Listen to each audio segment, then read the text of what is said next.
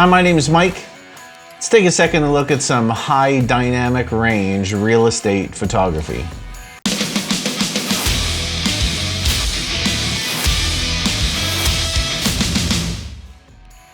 The name of my company is called Warnstar Media. I've got a secondary effort that I've created to promote my photography called Photography Winnipeg.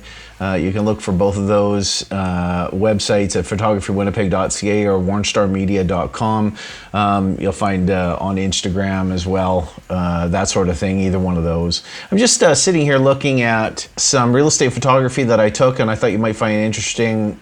You might be interested in what it is that I'm working on. I'm working on some pictures that I've taken, some real estate photography pictures I've taken of a beautiful home in Charleswood, here in Winnipeg, Manitoba. I've taken these pictures, bracketed images with my camera, which means a series of 3 shots. One's dim, one's standard exposure, and then the other one would be bright, and what you can do with those images. And explain to you why it is you want to make high dynamic range images.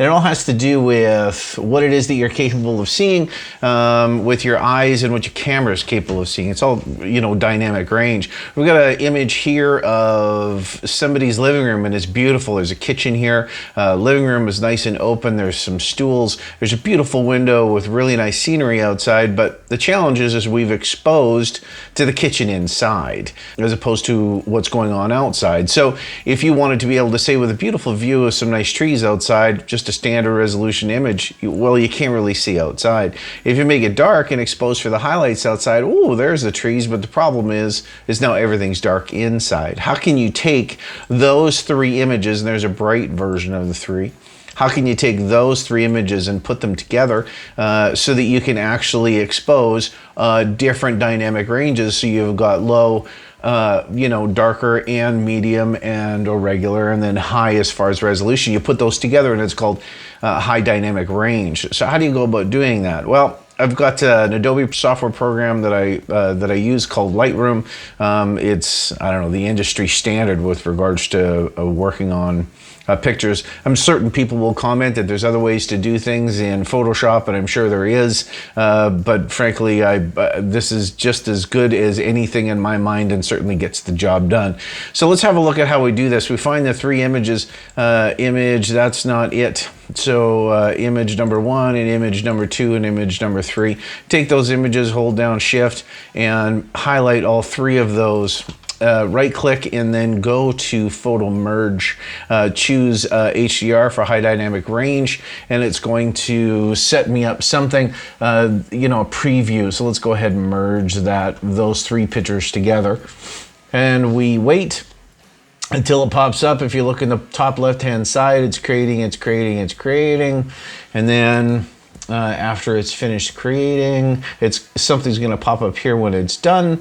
Sometimes it goes at the end, sometimes it goes in the middle. I'm not exactly sure how, but this time it goes here in the middle. So now we've got an image that's not quite done, but it's pretty close. We can see outside a little bit. We should be taking the highlights down and changing the exposure around, but at least we're starting to see, and the image isn't completely, the whites haven't been completely blown out. So I've created a couple of presets that I like to work with in this, and now as soon as I click on that preset, we're getting closer now.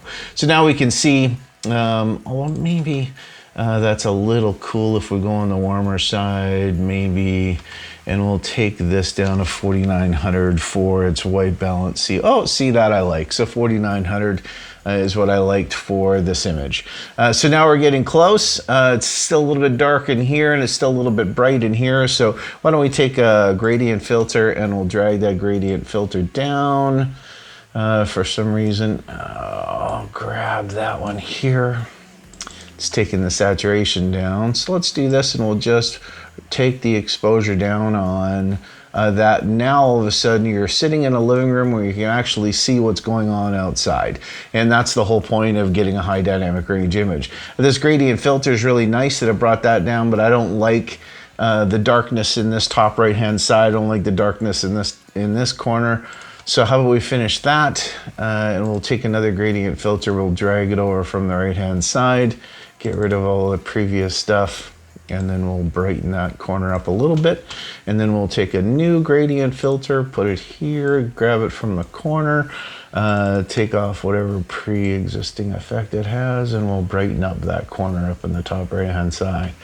All right, so I'm still not happy. It looks really nice living room in Charleswood. Certainly, as far as real estate photography, if you really want to just show off a home with a barbecue sitting outside and the trees and stuff like that you look at, the problem is I'm not happy with the crooked lines in this picture. So what I'm going to do with this picture here is I'm going to go to this. As far as transforming this image, I'll grab this line on this wall, follow that one. I'll grab this straight line over on this wall, and I'll line it up, and then boom, just like that, the image is straight. So right now I'm about happy with this picture, but there's one thing that's kind of bothering me. All the lines are straight up and down. It's nice. I don't mind the angled lines otherwise. It's a nice, beautiful image of what's going on inside and outside. The only thing that I don't like is this plug sitting right here. So within Lightroom, there is something that we can do. I'm going to feather this out a little bit, where I'm going to use a brush and I'm going to do a heel. So I'm going to grab this image here, grab this plug, and I'm going to cover it up, and it should grab a decent spot. Maybe I could drag it over here so that the lines are a little less obvious. Drag it over there, and boom, done.